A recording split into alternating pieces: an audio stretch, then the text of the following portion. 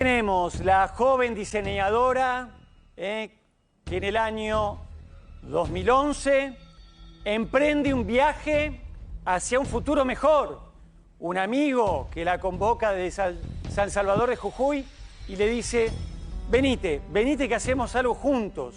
Ella, diseñadora de moda, comienza un periplo en retiro, como tantos otros. Se sube un micro y a partir de allí un recorrido errático, si hay que definirlo de alguna manera, porque llega a Jujuy, pero descarta parte de su equipaje, comienza a retroceder hacia Salta, comienza a moverse por momentos con algún micro, por momentos haciendo dedo, gente que la ve acá, gente que la ve allá, llega hasta Salta, algunos dicen hasta estaba errática en sus movimientos, otros dicen la vimos hasta sucia y andrajosa, alguno más que se suma y dice para echar confusión, no, yo la vi perfecto, es más, vio que le sostuve la vista en una estación de servicio, en un negocio, y me dijo, no estoy perdida, no estoy desorientada.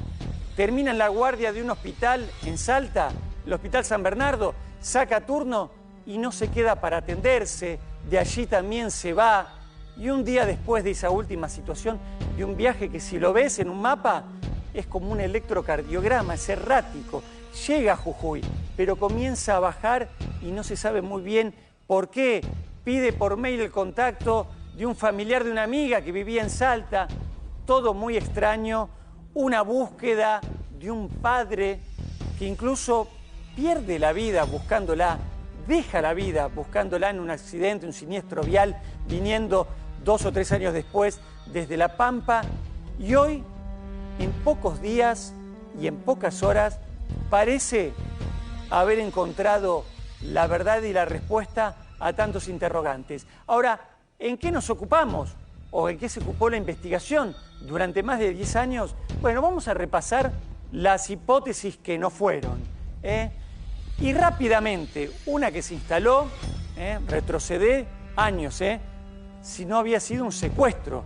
Épocas también en las que en algunos momentos por ahí existía la hipótesis de secuestros extorsivos. Mucho tiempo le dedicaron a esto. ¿Pero qué pasó? Claro, con el tiempo perdió fuerza porque no hubo de ninguna manera ningún contacto con la familia para pedir ningún rescate, ninguna compensación económica. Entonces, todo aquello que se investigó en torno a un secuestro se cayó. Vamos a otra situación. En esto que te decía, se van recolectando testimonios, y donde quieran, compañeros, si quieren también se suman y compartimos. Sí. Errático su recorrido, y algunos dicen la veían perdida, con mirada perdida, dubitativa. Bueno, pudo haber tenido un brote psicótico, pudo haber sido alguna situación de esta índole de salud mental lo que explicara este recorrido extraño, mucho más cuando surge el dato de que saca un turno en una guardia de un hospital, pero después se arrepiente, se va y no se queda. Durante mucho tiempo también se investigó si no pudo haber habido allí un brote psicótico, y con el tiempo también esta hipótesis fue perdiendo fuerza, porque de esta situación llevaba derivado incluso si tal vez en algún lugar, estamos hablando de invierno, estamos hablando de invierno, las noches y la amplitud térmica son crudísimas entre el día y las bajas temperaturas de la noche. Si pudo haber quedado en algún lugar a la intemperie, ya por ahí no en zona de ciudad, por ahí en una zona rural, y pudo haber tenido alguna hipotermia. Bueno, pero nunca se encontró un cuerpo en ese sentido. Si no sufrió un ataque, si la muerte la podría haber llegado a encontrar, si era esa la explicación, en un brote psicótico, no estaba en ningún hospital, no estaba en ningún centro de salud mental, y si la encontró la muerte estando al aire libre en alguna zona inhóspita, tampoco nunca nadie dio alerta, aviso y registro de que se hubiera encontrado el cuerpo de una mujer. Y derivada de esta situación, del brote psicótico, si no pudo haber habido también un suicidio, pero caemos en lo mismo. Mucho tiempo se investigó estas 3 hipótesis y 2 más a las que ahora vamos a derivar con alguna diferencia con estas 3. Pero también, si acaso hubiese habido algún suicidio, la pregunta del millón es ¿quién denunció el hallazgo de un cuerpo? De las características de ella, de María Cash, nadie. Decime, Gaby. Bobby, más de 400 llamadas llegaron al Ministerio Público Fiscal Federal que tomó participación en este caso por tratarse hipotéticamente de un secuestro por trata de personas. Más de 400 llamados diciendo yo vi a María Cash aquí, yo vi a María Cash allá. Cada una de estas hipótesis, la Fiscalía tuvo que ponerse al pie del cañón para confirmarlas o rechazarlas. Claro. Por lo tanto, este tiempo fue valiosísimo y perdió tiempo la investigación en una hipótesis que nunca iba a dar resultado, por lo menos por lo que dice ahora el fiscal Federico Villalba. Ahora, esta investigación, esta serie de hipótesis que fueron llevando a un lugar sin destino, laberíntico, espiralado, que no llevaba a ningún lado, se llevó también la vida de otra persona, vos lo decías. El papá de María Cash, Federico Cash, murió detrás de una de esas hipótesis, de esos llamados que supuestamente decían que la habían visto en la provincia de La Pampa. Murió en un choque buscando a su hija casi 3 años después de su desaparición. Estamos hablando que María Cash desapareció en junio de 2011. Estamos en 2024 y ahora recién tenemos la principal hipótesis, que un camionero que ya había declarado como testigo en 2011, como el último que la vio con vida, sería el acusado de haberla matado y haber descartado su cuerpo, vaya a saber dónde. O, si fue él, el único que lo sabe justamente es él. Estamos 2011, 2024, 13 años de diferencia. Y tenemos ahora la principal hipótesis y única de investigación, que fue un camionero que se encontró una mujer sola en un paraje casi desértico de la Ruta 34 en Salta, se tentó, la mató y la descartó. 13 años de investigación, 400 llamados falsos, 400 pequeñas investigaciones derivadas y tiradas a la basura. Y otra persona, el papá de esta mujer, que pierde la vida buscándola detrás de uno de esos llamados falsos. La justicia argentina tiene que dar muchas explicaciones, porque nosotros estamos en este espacio, Alerta 24/7, desde hace más de 5 meses, hablando de Loan, y no podemos permitir que el caso Loan termine siendo un caso laberíntico y una tragedia para la justicia argentina, como lo es el de María Cash. Y ahora vamos a meternos con las pruebas que hay, como bien te dice Gabriel Próspero, en lo que hoy parece ser caso cerrado, una hipótesis única, pero también hubo otras 2 situaciones que durante muchos años la justicia investigó y que en algún punto, sobre todo una de las 2, eran a la que más se aferraba incluso la familia, porque implicaba, de ser ciertas, la posibilidad de que María Cash estuviera viva. Y además entonces de las que recorrimos, el secuestro, el brote psicótico y la posibilidad de un suicidio, hubo otras 2 que tuvo que ver con la posibilidad de un cambio de vida, de una evasión voluntaria, algo que la familia nunca se resignó a aceptar, pero que pudiera haber sido que ella, de motus propio, dejando quién sabe qué de su pasado atrás, se hubiera ido del país, hasta incluso atravesado la frontera por alguno de los tantos sectores porosos que tienen nuestras fronteras, y después la otra. Yo te diría casi de las 5, la principal, a la que más se aferró la familia y de la que más tiempo insumió la investigación, que es la que tenía que ver con la posibilidad de la trata de personas, de que la mujer joven, pudiera haber sido captada por una red de trata y estuviera allí, subsumida en contra de su voluntad en esa situación.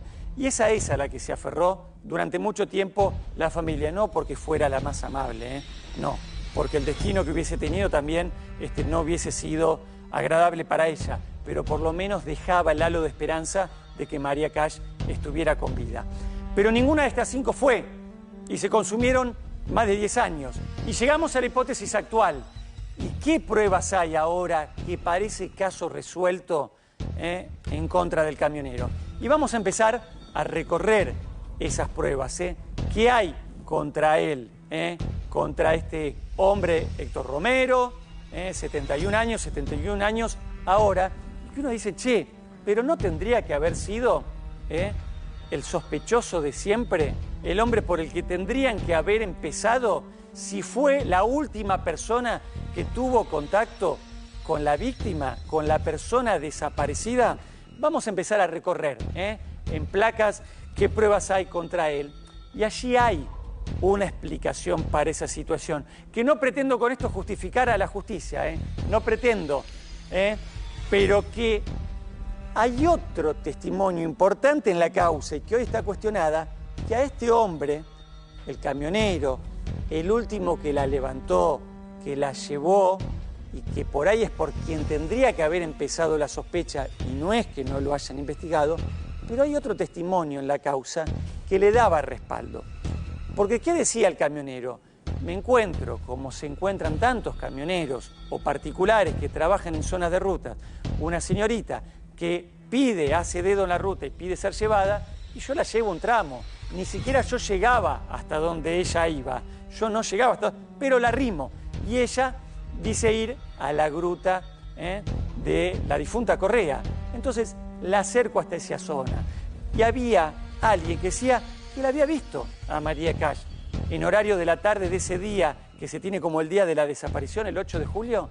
Bueno, hay alguien que dice, sí, es cierto, con mi hijo visitamos la gruta y la vimos a esa chica, la de la foto que están difundiendo como desaparecida. Entonces, con ese testimonio, le dio asidero al camionero. Decían, che, el camionero describe un tramo y este otro testimonio, que es un abogado de apellido Cuellar, que ahora está procesado por falso testimonio, le convalida lo que él relata. Vamos a ver qué hay en contra de él. Primero, el tiempo del viaje. El tiempo del viaje, que él habitualmente ¿qué era? Era un camionero que todos los días hacía un recorrido de General Güemes, en Salta, a Joaquín B. González. Y lo hacía bastante seguido para un supermercado, para algunas empresas alimenticias. Entonces empiezan a chequear, ahora con mejor tecnología, con el paso de los años, si en los tiempos en que dice que pudo haberlo realizado se condice con la realidad. Y este tiempo él dice ese día, que era un viernes, el día que desaparece María Cash y que él reconoce haberla llevado, dice que lo hizo en casi 3 horas. Cuando empiezan a monitorear con nueva tecnología el historial de todos sus viajes, da que en realidad él los días viernes tardaba 2 horas, 2 horas y cuarto en hacerlo. 2 horas, 2 horas y cuarto, no las 3 horas que él dice que le ocupó. Con lo cual ahí se encuentran una inconsistencia en sus testimonios. Otra más, cada vez que declaró que lo hizo 5 en total, siempre como testigo, no coincidía el lugar donde decía que la había bajado. Cada vez que decía dónde la bajó, era un lugar distinto, con pequeñas diferencias, pero un lugareño, alguien que es de la zona, no se podía equivocar. Y una parada muy sospechosa. La parada, que es muy extensa, que hace en un lugar que se llama El Tunal. Cuando vos ves este recorrido, el de General Güemes a Joaquín B. González, y lo ves en el mapa, este paraje, El Tunal, era en el tramito final, era ya llegando a Joaquín B. González. Ahí se completaba en 30 minutos, 40, dependiendo del tránsito, con toda la furia. ¿Sabés qué encuentran?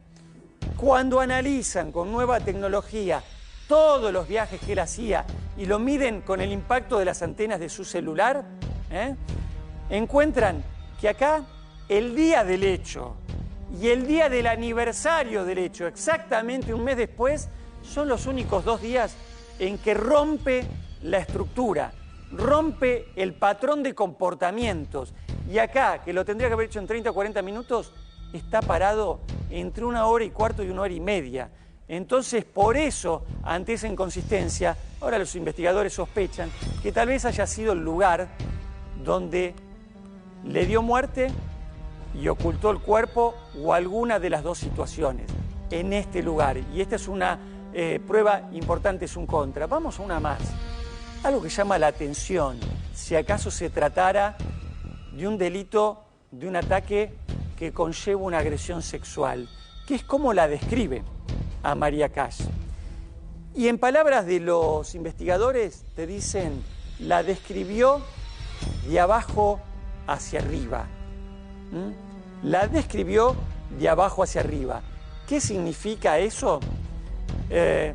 Dice, no le vi bien el rostro. ¿Pero cómo no le vi? No, porque tenía el pelo suelto, estaba con el pelo que le tapaba un poco la cara. Sin embargo, hay otros testigos en la causa que dicen que se cruzaron con ella en una estación de servicio minutos antes y la encontraron con el pelo recogido. Sin embargo, él dice que no le vio bien la cara porque tenía el pelo suelto tapándole la cara. Y cuando la describe físicamente, puede describir su vestuario casi como si fuera compatible un agresor sexual en la parte baja de su vestuario, pero no la puede describir en la parte alta.